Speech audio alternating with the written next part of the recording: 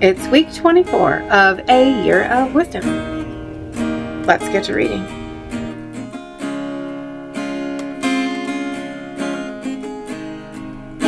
Day 164.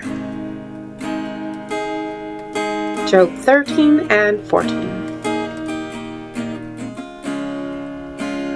Behold, my eye has seen all this, my ear has heard and understood it. What you know I also know. I am not inferior to you, but I would speak to the Almighty, and I desire to reason with God. But you forgers of lies, you're all worthless physicians. Oh, that you would be silent, and it would be your wisdom. Now hear my reasoning, and heed the pleadings of my lips. Will you speak wickedly for God, and talk deceitfully for Him? Will you show partiality for Him? Will you contend for God? Will it be well when He searches you out, or can you mock Him as one mocks a man? He will surely rebuke you if you secretly show partiality. Will not His excellence make you afraid and the dread of Him fall upon you? Your platitudes are proverbs of ashes. Your defenses are defenses of clay. Hold your peace with me and let me speak, then let come on me what may. Why do I take my flesh in my teeth and put my life in my hands? Though He slay me, yet will I trust Him. Even so I will defend my own ways before Him. He also shall be my salvation, for a hypocrite could not come before Him. Listen carefully to my speech and to my declaration with your ears. See now, I have prepared my case. I know that I shall be vindicated. Who is he who will contend with me? If now I hold my tongue, I perish. Only two things do not do to me, then I will not hide myself from you.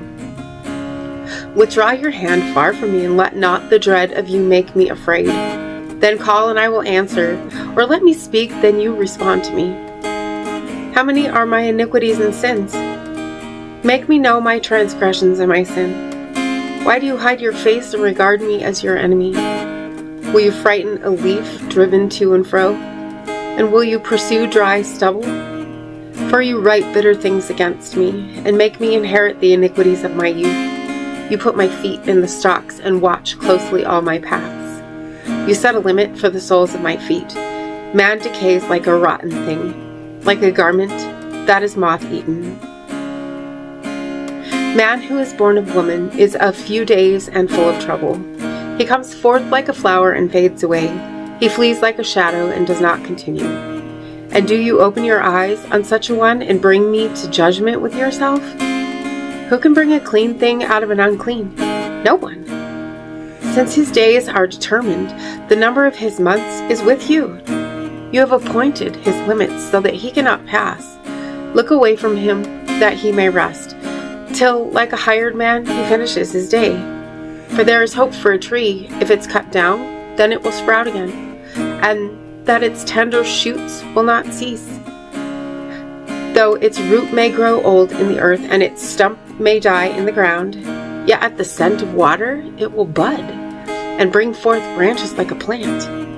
But man dies and is laid away. Indeed, he breathes his last, and where is he? As water disappears from the sea, and a river becomes parched and dried up, so man lies down and does not rise, till the heavens are no more. They will not awake nor be roused from their sleep. Oh, that you would hide me in the grave, that you would conceal me until your wrath is past, that you would appoint me a set time and remember me. If a man dies, shall he live again? All the days of my hard service I will wait till my change comes.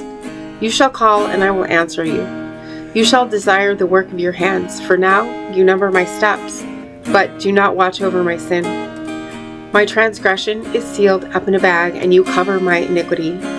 But as a mountain falls and crumbles away, and as a rock is moved from its place, as waters wear away stones, and as torrents wash away the soil of the earth, so you destroy the hope of man. You prevail forever against him, he passes on. You change his countenance and send him away. His sons come to honor, and he does not know it. They are brought low, and he does not perceive it. But his flesh will be in pain over it, and his soul will mourn over it. Proverbs 13. A wise son heeds his father's instruction, but a scoffer does not listen to rebuke. A man shall eat well by the fruit of his mouth, but the soul of the unfaithful feeds on violence. He who guards his mouth preserves his life, but he who opens wide his lips shall have destruction. The soul of a lazy man desires and has nothing, but the soul of the diligent shall be made rich. A righteous man hates lying, but a wicked man is loathsome and comes to shame. Righteousness guards him whose way is blameless, but wickedness overthrows the sinner. There's one who makes himself rich, yet has nothing, and one who makes himself poor, yet has great riches. The ransom of a man's life is his riches, but the poor does not hear rebuke. The light of the righteous rejoices, but the lamp of the wicked will be put out. By pride comes nothing but strife, but with the well-advised is wisdom. Wealth gained by dishonesty will be diminished, but he who gathers by labor will increase. Hope deferred makes the heart sick, but when the desire comes, it is a tree of life. He who despises the word will be destroyed, but he who fears the commandment will be rewarded. The law of the wise is a fountain of life, to turn one away from the snares of death. Good understanding gains favor, but the way of the unfaithful is hard. Every prudent man acts with knowledge, but a fool lays open his folly. A wicked messenger falls into trouble, but a faithful ambassador brings health. Poverty and shame will come to him who disdains correction, but he who regards a rebuke will be honored. A desire accomplished is sweet to the soul, but it is an abomination to fools to depart from evil. He who walks with wise men will be wise, but the companion of fools will be destroyed. Evil pursues sinners, but to the righteous good shall be repaid.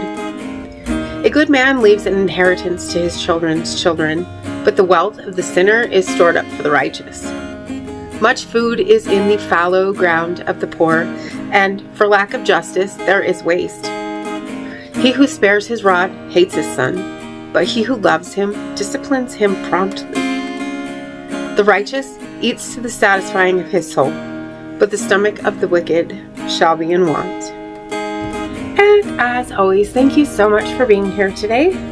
Make sure to hit the subscribe button right there if you haven't already, and I will see you tomorrow. Maranatha.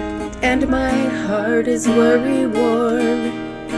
I know without a doubt you'll carry me out of the storm. I'm standing at the crossroads, I'm lost without a clue. I need a big pink neon sign to show me what to do.